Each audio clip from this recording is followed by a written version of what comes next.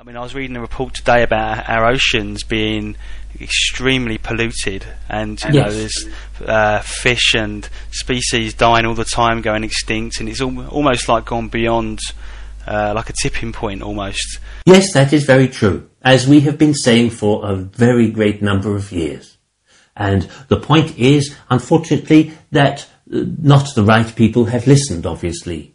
So, however, we continue with this whole program, and from our point of view, we have said repeatedly that the oceans are the primary source, actually the primary source of life for your entire planet.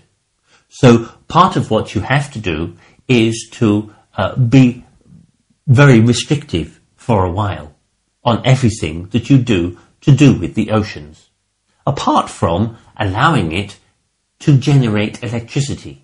So these are different things indeed. It means that you will not be able to fish for wild fish for a very long time, probably for the next 15 years, at least, at the very least, in order for fish stocks to once again be active. So that means then that all of those people who currently fish will need to stop.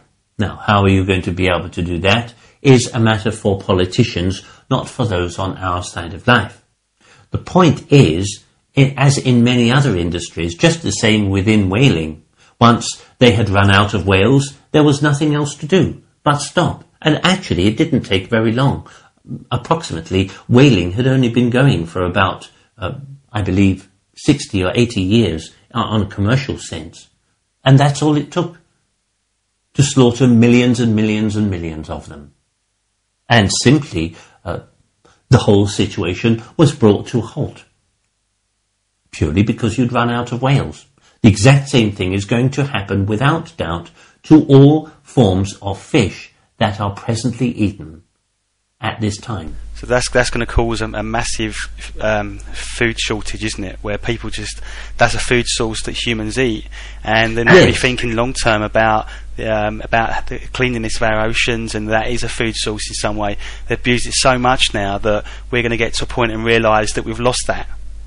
Yes, my point, however, my dear friend, is not all doom and gloom. What I'm saying is that human beings, for the time being, for the consumption of fish, will have no other choice but to farm their own form of fish in order to sustain them for that durational period where the wild stocks of fish are recuperated. And then, of course, we have the whole situation about sharks, which is that this situation is that 90% of all sharks have been destroyed, most of them for their fins and for nothing else.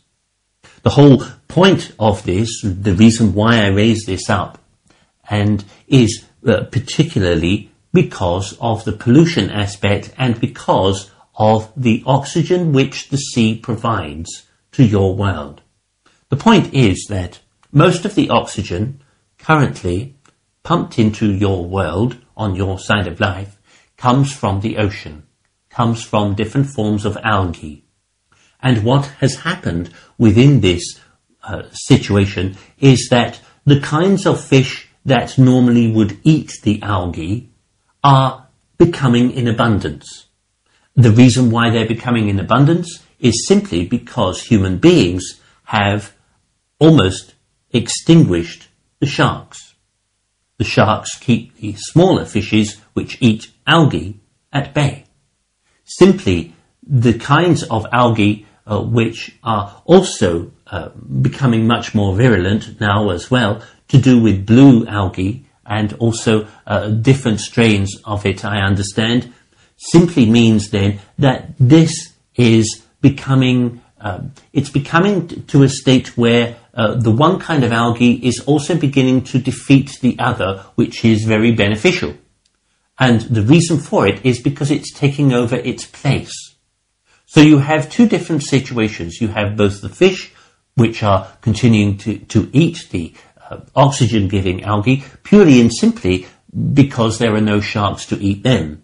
And then, on the other hand, you have this different kind of algae, which has become just taken over vast areas of the oceans, and then what happens is it falls as detritus into the ocean floor.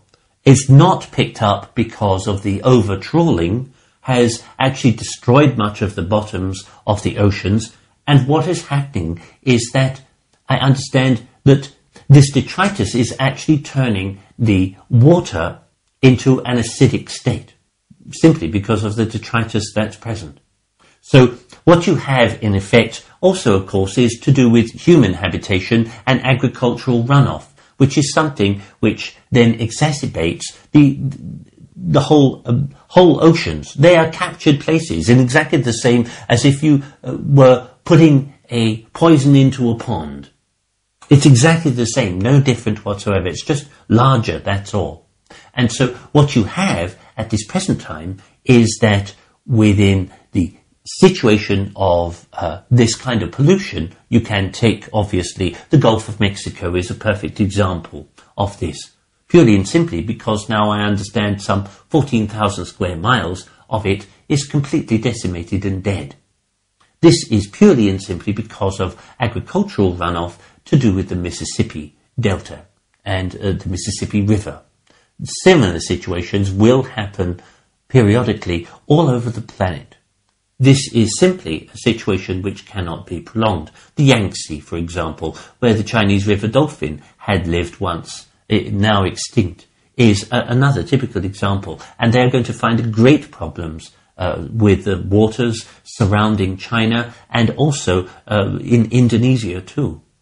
So there are many, many different focal points of bereavement, if you like, to do with the oceans, but what we have to say is it's just people's attitudes and their temperament. What are they going to do then? If they lack knowledge, lack education, then simply they will carry on doing what they're doing because they know no other way.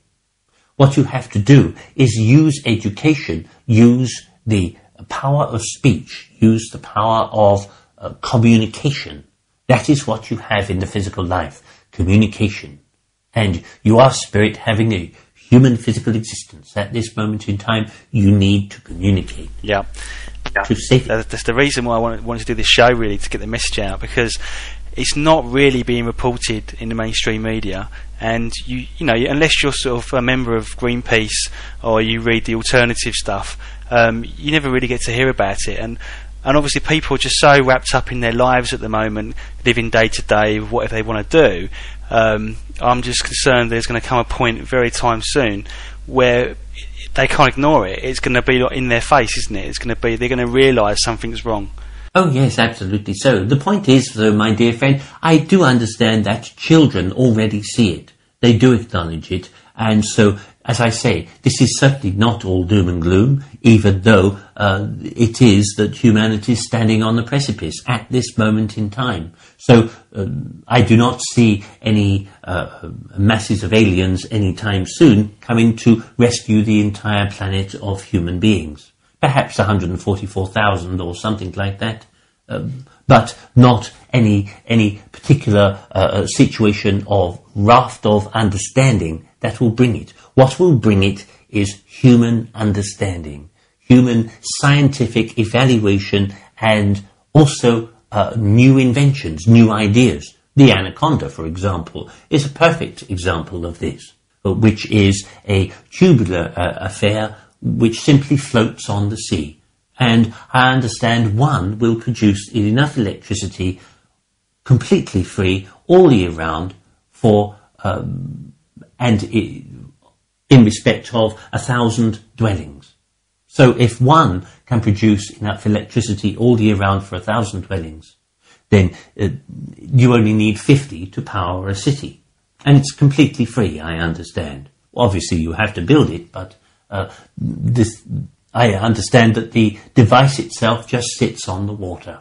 But there are a lot of people working on free energy devices using either magnets and what they call 0 point energy. But they're obviously being suppressed by the people that are trying to keep oil there. But you know, if we get to a point where things are clearly wrong, and then people go, hang on a minute, why are we doing this to our planet? You know, like we're pumping more and more carbon dioxide into the environment, and we're still using oil, and there's other cleaner alternative means of energy, you know, so hopefully then the momentum will build up and people get behind it. Yes, absolutely so. It just, however, my dear friend, really needs the infrastructure as well. So it's to do with the encouragement that you make as a voice in order to help others to also find their own voices. That surely is the way forward for many people like yourselves. And we, in the spirit world, particularly of the White Cloud Group,